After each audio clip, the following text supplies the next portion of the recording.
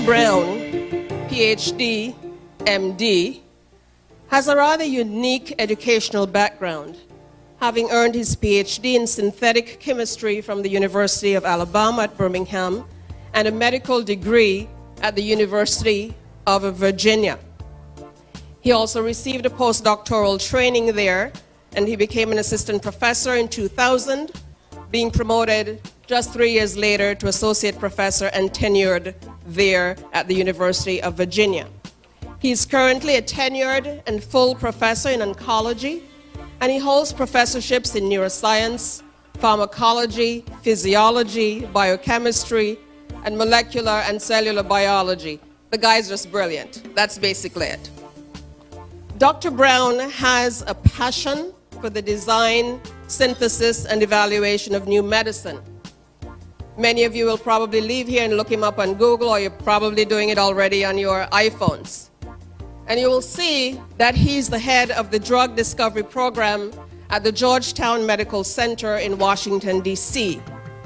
That program really is designed to discover new drug treatments and diagnostic tools to improve healthcare of patients.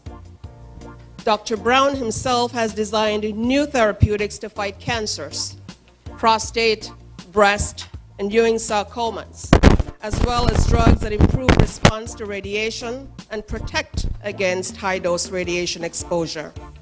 He has designed neurotherapeutics for treating epilepsy, pain and traumatic brain injury, and medicine to lower pressure while protecting the kidneys. He currently manages more than 20 staff scientists dedicated to finding new medicines. And under his leadership, Georgetown Medical Center, which I'm sure many of you know and some of you may probably have benefited from healthcare there. Under his leadership, Georgetown Medical Center was awarded a Chemical Diversity Center to assist the U.S. National Cancer Institute in developing new cancer therapeutics. Dr. Brown is currently a consultant with several biotechs and a major pharmaceutical company in the area of drug development, medicinal chemistry, and pharmacology. His experience and his career has been such that he has been recognized by many as a pioneer in science, technology, engineering, and medicine. And he was the first African-American PhD in organic chemistry from the University of Alabama in Birmingham. Indeed, he's only one of a handful of scientists in the United States who hold both a PhD in synthetic chemistry as well as a medical degree. In March of 2013, he received the Exemplar Mentor Award from the Urban Education Institute in recognition of his contributions to raising the achievement and performance levels of people of color in the fields of science and technology. Dr. Brown was appointed to a 4-year term by former U.S. Secretary of Health Kathleen Sebelius, to serve as a scientific counselor on the National Toxicology Program Board. And he has served as a scientific reviewer for many grants for the National Institutes of Health, the National Cancer Institute, the U.S. Department of Defense, the American Association for the Advancement of Science. Name the institute, he's involved with it. He has published more than 100 peer-reviewed articles and journals, and frankly, I think, given all of his scholarship, given the research, given his work that is helping to improve the lives of people all around the world, I don't think you want to hear from me anymore. Let's welcome Dr. Brown. Good evening. To His Excellency Governor Tapley, seat on, to Prime Minister Dr. Honorable Timothy Harris, to the Premier of Nevis, the Honorable Vance Amory, to the Team Unity Cabinet, to the Cabinet Secretary, to the Diplomatic Corps, and to you, the people of Nevis, St. Kitts and Nevis. I'm honored to be here this evening at the first Prime Minister's Gala for Team Unity Government. The first one. I owe a lot to St. Kitts and Nevis. My wife, Sandra Roper, is a daughter of this country.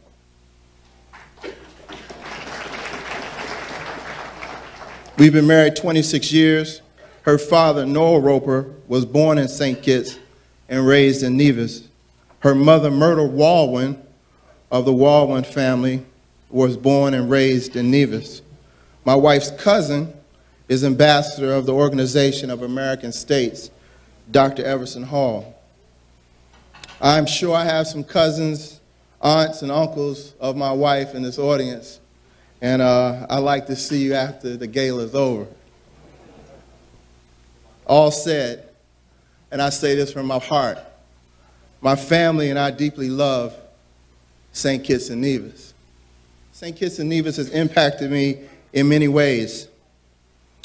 You know, it was here that I learned about cornmeal porridge.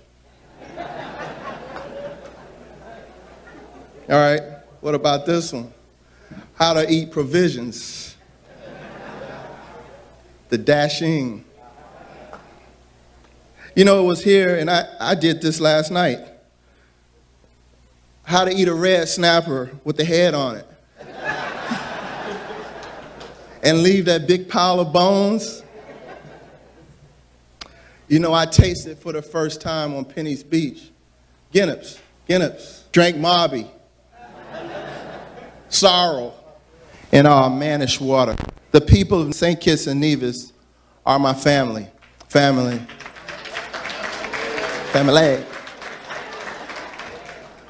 This is what I felt when I first met Prime Minister Harris and the talented Deputy Prime Minister Sean Richards.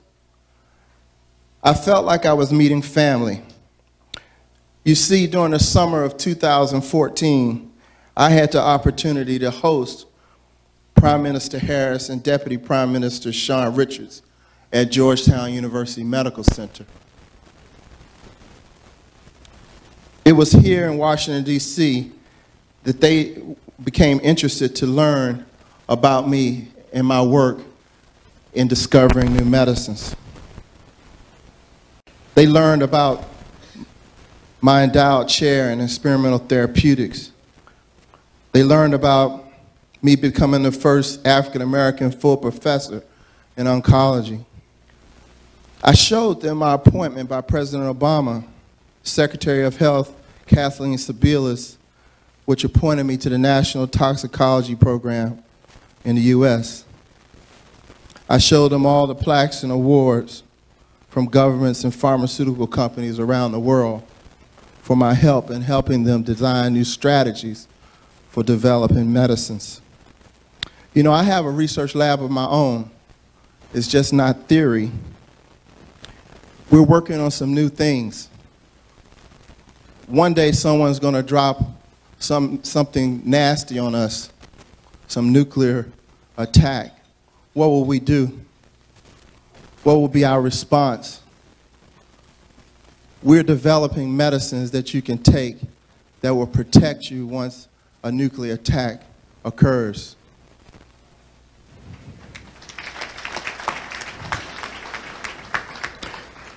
But it was during this visit with Prime Minister Harris and Deputy Prime Minister Richards that I listened closely.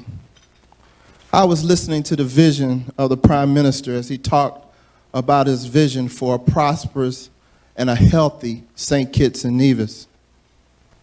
My heart was warmed to see unity, not in words, but in action. And there was a true concern for the present and future improvement of healthcare delivery and treatment for the people of St. Kitts and Nevis. What impressed me more was that the Prime Minister himself had visions of making St. Kitts and Nevis the standard bearer of health care in the Caribbean.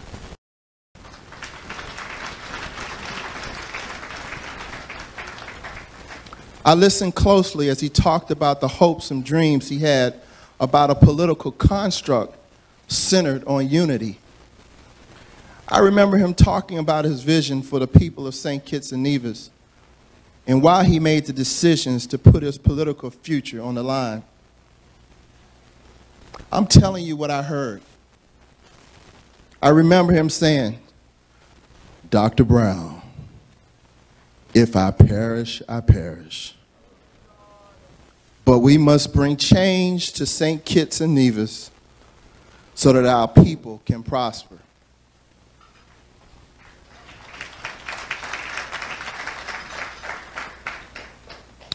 So I say today, look what God has done. I believe that God is a God of justice, fairness, equality. God has blessed Dr. Harris and the people of St. Kitts and Nevis as he blessed Joshua and the children of Israel and delivered them into the promised land. God heard the cries of his people in St. Kitts and Nevis. He heard the prayers of people longing for a better way. And guess what? Now you have a fresh start. This is the dawn of a new era of prosperity. The question is, how do we build the promised land together? Well, you're off to a great start. This is what I see. Team Unity, you're keeping your promises. And you must continue to keep your promises. So much success in a little time, but there is still much work to be done. I and many others in the diaspora celebrate you today because of transformative moments in history. These transformative moments in history require transformative leaders. Dr. Harris, you and your cabinet are transformational. You've put aside party differences and put people first. You've put aside agendas and put people first.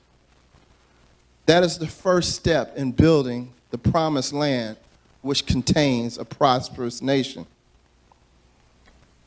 Dr. Harris, you told me that Team Unity must give the next generation a better St. Kitts and Nevis than was given to you. To me, that's progress. I want to say something personal here, something that was private. Dr. Harris, you and Deputy Prime Minister, and I talked about something new called Technology Island. Listen to me carefully. St. Kitts and Nevis, the technology island of the Caribbean. St. Kitts and Nevis, the technology island of the Caribbean.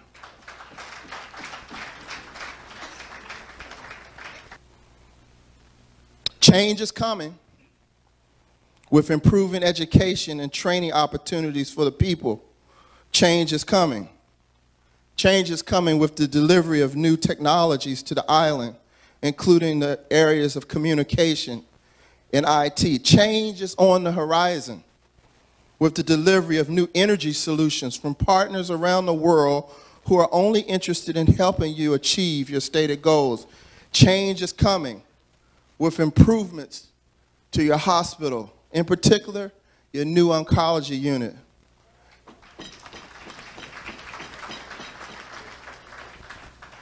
And increasing its capability of high-quality health care.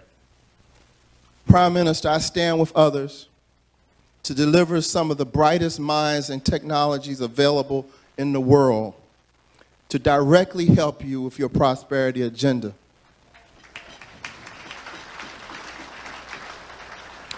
There is much for us to do together. Today, I publicly pledge to you and your cabinet that you have my unconditional support and the support of Georgetown University.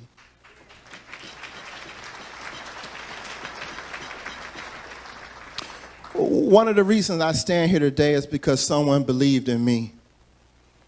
They did not look at me and say, well, he's an African-American male. In fact, there was a woman from Nevis, Myrtle Walwyn, who told me I could be great. She didn't say that I couldn't be an inventor or innovator in medicine or science. She told me I could be great. The fact is, and I want you to get this, I didn't allow others to put limits on my potential. There are so many people in St. Kitts and Nevis with limitless potential. They need to know that you, the government, the people, the culture, believe in them. Not just in words, but in your actions. That's why I'm so excited about the new high school. Another example of transformational. I'm here to tell young people, and I love young people, especially the young people of St. Kitts and Nevis, that Team Unity loves you and supports you and has visions for you. And there's nothing that you cannot do. If you think it, you can achieve it. I want to do this personally. I want to tout the talents of students from St. Kitts and Nevis, our students, grown right here. I want to provide internships abroad to continue to expose the world to the talent of the young people of St. Kitts and Nevis. As I close, I remember the first time I was presented with an impossible problem. The problem was to develop and make a new medicine. And I remember seeing, after praying to God, seeing this three-dimensional molecule, just like you would see this chandelier, the aromatic ring. I still remember it today. The hydroxyamide, the lipophilic tail, spinning in 3 dimensions. I made that compound. It became my first drug. But that experience, I realized that God had given me a special talent of seeing things that had yet not been created or invented. I have over 30 patents of new medicines now.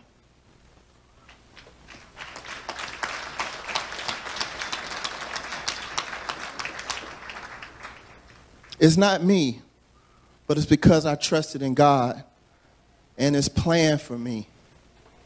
So I've come here to tell you that I realize that the vision of Dr. Harris and Team Unity to create a new political paradigm is exactly similar to my experience creating new medicines. It takes strong, unbending faith to deliver on something not yet created. In my experience of inventions, I see God's handiwork, and I believe that the Team Unity can see the hand of God helping them as they create change and as they develop this new unity concept of governance. It's an honor, it's a privilege to be a part of change in the making. And may God bless you, Minister, Prime Minister. May God bless Team Unity. And may God bless the beautiful people of St. Kitts and Nevis. Thank you.